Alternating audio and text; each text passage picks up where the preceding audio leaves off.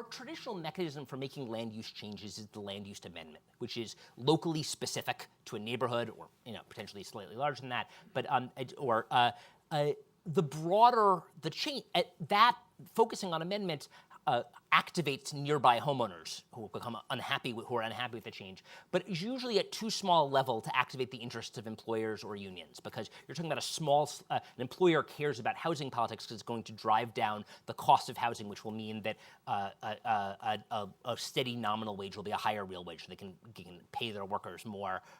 Or pay them less and get the same amount, right? The same idea that any individual land use change that's made at the kind of specific, kind of geographically specific zone will not activate the kind of classic growth machine interests, so employers, unions, et cetera.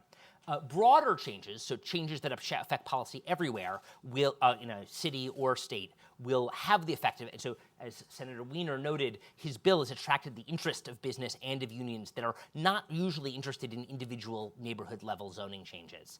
And so to the extent that policy can be made at a broad level and generalities, it can get these big interests. Again, with renters are kind of a complicated story. They can theoretically be organized, but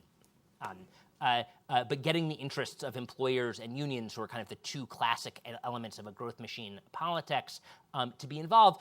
And you see this in cities and at the state level. So you see in Senator Wiener's bill has attracted this, but also New York City, with probably the only really major pro-housing, the zoning for quality and affordability, changed zoning categories everywhere in the city at once.